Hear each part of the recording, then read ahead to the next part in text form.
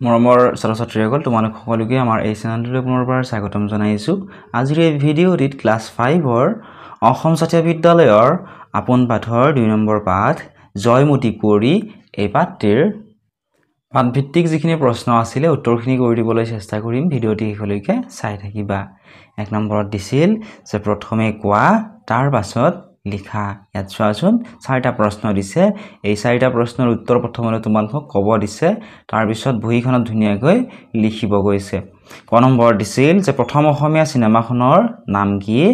আৰু সেই চিনেমাখন কোনে নিৰ্মাণ কৰিছিল। উত্তৰটো তোমালোকে এনেধৰণে লিখিবা। প্ৰথম অসমীয়া চিনেমাখনৰ নাম আছিলে জয়মতী আৰু এই চিনেমাখন জ্যোতিপ্ৰসাদ আগৰৱালাদেৱে নিৰ্মাণ কৰিছিলে।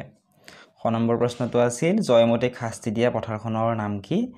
জয়মতীক যিখন পথাৰত শাস্তি বিহা হৈছিল স্বামী গদাপাণিৰ সম্ভেদ উলিয়াবৰ বাবে সেই পথাৰখনৰ নাম আছিলে জেৰেঙা পথাৰ আৰু তাতেই তেওঁৰ মৃত্যু হৈছিল। চাওদাঙৰ পৰা শাস্তি লাভ কৰি তেওঁৰ মৃত্যু হৈছিল। গ নম্বৰ প্ৰশ্ন গদাপাণি কোঁৱৰ কিয় নগা পৰ্বতলৈ পলাই যাব লগা হৈছিল। গদাপাণি কোন আছিল? সতী জয়মতীৰ গিৰিয়েকৰ নাম আছিলে বা হাজবেণ্ডৰ নাম আছিলে গদাপাণি কোঁৱৰ। তেওঁ নগা পৰ্বতলৈ কিহৰ কাৰণে পলাই যাব লগা হৈছিল সুধিছে। উত্তৰটো লিখিবা এনেদৰে যে আহোম ৰাজ্যৰ নিয়ম মতে নিখুঁত কোঁৱৰহে ৰজা হ'ব পাৰিছিল। সেইবাবে স্বৰ্গদেউ চুলিকফাই নিজৰ সিংহাসন নিষ্কণ্টক কৰিবলৈ বুলি ৰাজকোঁৱৰসকলক অংগক্ষত কৰিবলৈ বিষয়াসকলক নিৰ্দেশ দিলে। গদাপাণি আছিল আহোম ৰাজবংশৰ কোঁৱৰ, সেইবাবে কথা বিষম দেখি গদাপাণি কোঁৱৰ নগা পৰ্বতলৈ পলাই যাব লগা হৈছিল। আহোম ৰাজ্যৰ এটা নিয়ম আছিল, সেই নিয়মটো হৈছে যে নিখুঁত কোঁৱৰহে ৰজা হ'ব পাৰিছিল। নিখুঁত মানে যাৰ ধৰা কাৰোবাৰ হাত এখন ক'ৰবাত কটা আছে বা নাকটো এনেকুৱা ধৰণৰ ক'ৰবাত কটা আছে, তো কোনো ধৰণৰ যদি খুঁত থাকে তেতিয়াহ'লে তেওঁ ৰজা হোৱাৰ যোগ্য নাছিল, গতিকে নিখুঁত হ'ব লাগিছিল। সেইবাবে কি কৰিছিল স্বৰ্গদেউ চুলিকফাই তেওঁৰ নিজৰ সিংহাসন যাতে আনে তেওঁৰ সিংহাসনত বহিবলৈ নোৱাৰে সেই বুলি ভাবি তেওঁ কি কৰিছিল যিবিলাক ৰাজকোঁৱৰ আছিল তেওঁলোকক অংগক্ষত কৰিবলৈ বাকী বিষয়াবোৰক নিৰ্দেশ দিছিল। আৰু গদাপাণি আছিল আহোম ৰাজবংশৰ এজন কোঁৱৰ, সেইবাবে তেওঁ কথা বিষম দেখি গদাপাণি কোঁৱৰ নগা পৰ্বতলৈ পলাই যাব লগা হৈছিল। আৰু সেই গদাপাণিৰ সম্ভেদ উলিয়াবৰ বাবেই চাওদাঙৰ হতুৱাই সতী জয়মতীক বিভিন্ন ধৰণৰ শাস্তি বিহা হৈছিল। ঘ নম্বৰ প্ৰশ্ন জয়মতীক স্বৰ্গদেৱৰ চাওদাঙে কি শাস্তি দিছিল, সেই শাস্তিৰ পৰিণতি কি হ'ল। জয়মতীক স্বৰ্গদেৱৰ চাওদাঙে স্বামী গদাপাণি ক'ত আছে বা স্বামী গদাপাণিৰ সম্ভেদ উলিয়াবৰ বাবে বা স্বামী গদাপাণিৰ বিষয়ে জানিবৰ বাবে শাস্তি দিছিল। আৰু সেই শাস্তিৰ পৰিণতি কি হৈছিল যে অনেক শাস্তি খাই জয়মতীয়ে জেৰেঙা পথাৰতে স্বৰ্গদেৱৰ চাওদাঙৰ হাতত প্ৰাণ বিসৰ্জন দিছিল, অৰ্থাৎ তেওঁৰ তাতেই মৃত্যু হৈছিল। 2 নম্বৰ দিছিল পাঠত থকা কীৰ্তি শব্দটো আহিছে সংস্কৃত ভাষাৰ কীৰ্তি শব্দৰ পৰা। তলৰ শব্দবোৰৰ পৰা সৃষ্টি হোৱা অসমীয়া ভাষাৰ শব্দবোৰ লিখা। পাঠত তোমালোকে কীৰ্তি শব্দটো পাইছিলা 2 নম্বৰ পাঠ। সেই পাঠটোত পোৱা কীৰ্তি শব্দটো সংস্কৃত ভাষাৰ কীৰ্তি শব্দৰ পৰা অহা। তলত আমাক কেইটামান এনেকুৱা ধৰণৰ শব্দ দিছে,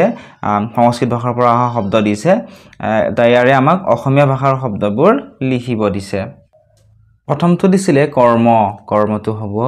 কাম, কত আকাৰ ম কাম। এইটো হৈছে কৰ্মটো হৈছে সংস্কৃত ভাষাৰ শব্দ, সংস্কৃতৰ শব্দ আৰু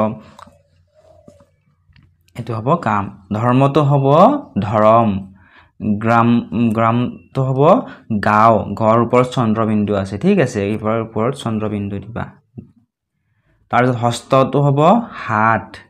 স্বৰ্ণ মানে হ'ব সোণ, তেন্তে সৎ উকাৰ মূৰ্ধন্য, বৰ্ণটো হ'ব বৰণ আৰু কৰ্ণটো হ'ব কাৰণ। 3 নম্বৰ প্ৰশ্নটো দিছিলে যে লুইত মানে ব্ৰহ্মপুত্ৰ। লুইত বুলি ক'লে আমি কি ব্ৰহ্মপুত্ৰ নদীৰ কথা বুজো। ব্ৰহ্মপুত্ৰ নদীক লৈ বহুতো গীত আৰু কবিতা ৰচিত হৈছে, তেনে কেইটিমান গীত আৰু কবিতা বিচাৰি উলিয়াই সংগ্ৰহ কৰা। তোমালোকেও তেনেকুৱা ধৰণৰ বহুকেইটা গীত আৰু বা কবিতা তোমালোকক বিচাৰি উলিয়াই লিখিব দিছে। মই বেলেগৰ পৰা কপি কৰি ডাইৰেক্ট মই লিখি দিব নোৱাৰোঁ, গতিকে মই ইয়াত তোমালোকক দিয়া নাই, এইটো তোমালোকে নিজে চেষ্টা কৰিবা। যদি তোমালোকে নোৱাৰা তেনেহ'লে কমেণ্ট ছেকশ্যনত বা ডেছক্ৰিপশ্যনত হোৱাটছআপ নম্বৰ দিয়া আছে, তাত তোমালোকে মেছেজ কৰি সুধিলে মই তোমালোকক হোৱাটছআপতে দি দিম। বা ফেচবুক পেজত দিয়াই থাকিব উত্তৰখিনি তাতো চাই ল'ব পাৰিবা 4 নম্বৰত দিছিল আহোম যুগৰ আন এগৰাকী মহিয়সী নাৰী মূলা গাভৰু শিক্ষকৰ সহায়ত তেওঁৰ বিষয়ে জানি লোৱা আৰু চমুকৈ লিখা আহোম যুগৰ আন এগৰাকী মহিয়সী নাৰী আছিল মূলা গাভৰু তেওঁৰ বিষয়ে তোমালোকৰ শ্ৰেণী শিক্ষকৰ সহায় লৈ তোমালোকক যাৰ বিষয়ে জানিব দিছে আৰু চমুকৈ তোমালোকক লিখিব দিছে তো মই তোমালোকক এনেদৰে লিখি দিছো তোমালোকে এনে ধৰণে লিখি লবা মূলা গাভৰুৰ বিষয়ে তোমালোকে এনে ধৰণে লিখি লবা অসম এখন বুৰঞ্জী প্ৰসিদ্ধ ৰাজ্য পুৰুষসকলৰ সমানে এই দেশৰ নাৰীয়েও প্ৰয়োজন হলে দেশৰ হকে যুঁজি মৃত্যুবৰণ কৰিব পাৰে এনে বীৰাংগনাৰ অলেখ বীৰত্বৰ কাহিনীয়ে অসম ভূমিক মহিয়ান আৰু পবিত্ৰ কৰিছে সেই বীৰাংগনাসকলৰ ভিতৰত মূলা গাভৰু অন্যতম আছিল বহুতো বীৰাংগনাই অসমৰ হকে বা অসমৰ বাবে যুঁজি বা দেশৰ হকে যুঁজি বহুতে মৃত্যুবৰণ কৰিছিল ইয়াৰ ভিতৰত মূলা গাভৰু অন্যতম আছিল এসময়ত আমাৰ ৰাজ্যখনত আহোমসকলে ৰাজত্ব কৰিছিল আহোমসকলৰ ৰাজত্বকালত পশ্চিমৰ মুছলমানসকলে কেইবাবাৰো অসম ৰাজ্য আক্ৰমণ কৰিছিল সেই আক্ৰমণৰ ফলতেই মূলা গাভৰুৰ স্বামী ফ্ৰাছেংমুং বৰগোহাঁইৰ মৃত্যু হৈছিল মূলা গাভৰুৰ স্বামী অৰ্থাৎ গিৰিকৰ নাম আছিল ফ্ৰাছেংমুং বৰগোহাঁই সেই ফ্ৰাছেংমুং বৰগোহাঁইৰ মুছলমানসকলে কৰা আক্ৰমণত তেওঁৰ মৃত্যু হৈছিল আৰু স্বামীৰ মৃত্যুত বিচলিত নহয় প্ৰতিহন্তা শত্ৰুৰ বিৰুদ্ধে যুঁজ দিবলৈ তেওঁ দৃঢ় প্ৰতিজ্ঞ হৈছিল স্বৰ্গদেৱৰ আদেশ লৈ মূলা গাভৰুৱে হাতত হেংদাং লৈ হাতীত উঠি যুদ্ধক্ষেত্ৰলৈ ওলাল মূলা গাভৰুৰ সাহস দেখি আন কেইবাগৰাকী আহোম ৰমণীয়েও তেওঁক সংগ দিছিল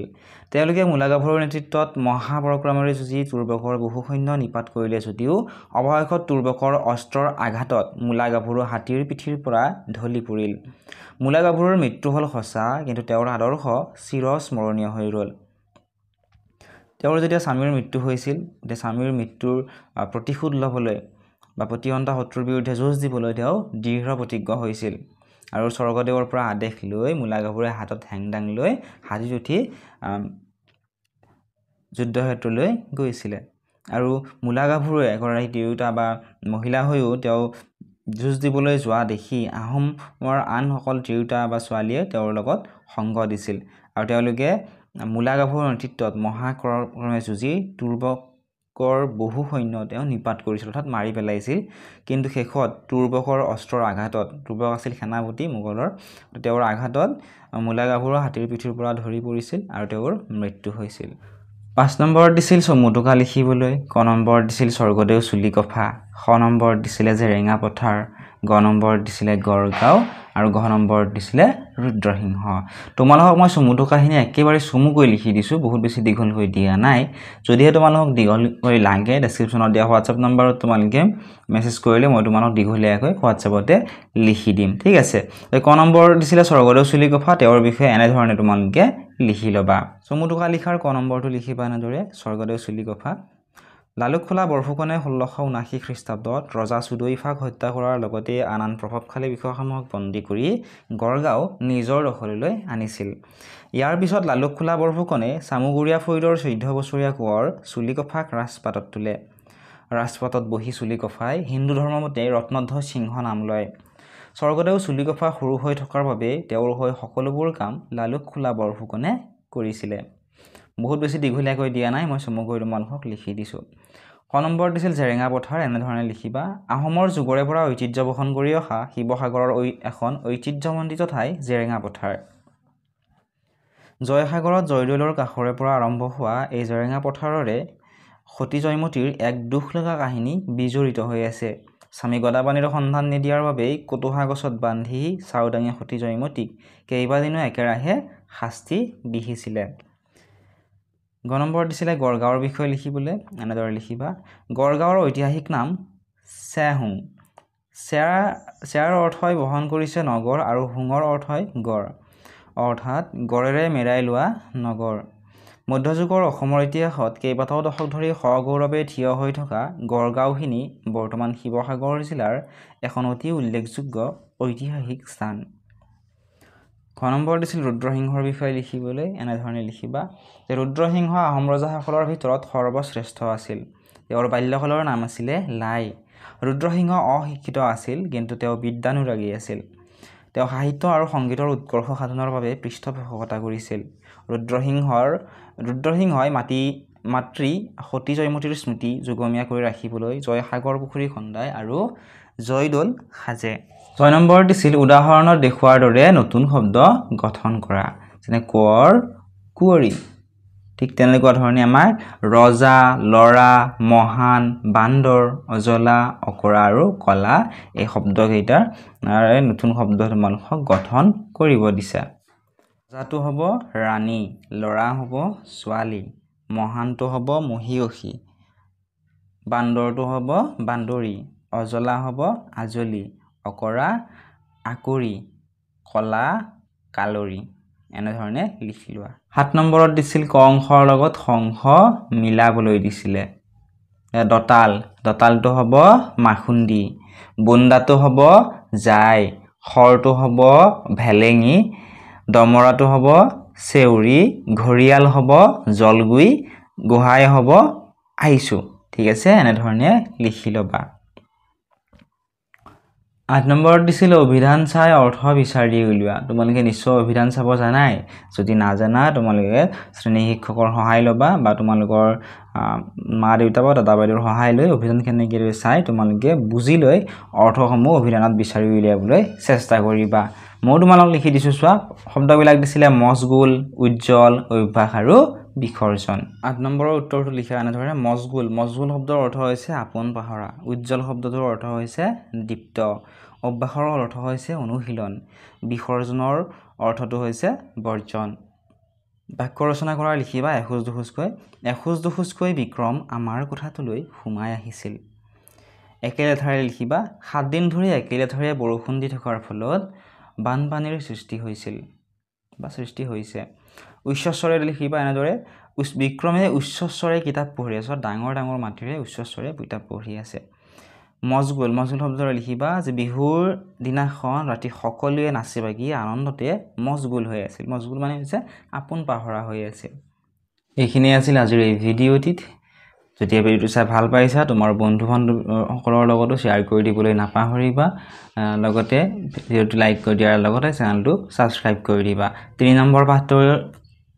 উত্তৰখিনি তোমালোকে ডেসক্ৰিপচনত পাবা তাত ক্লিক কৰি তোমালোকে চাব পাৰিবা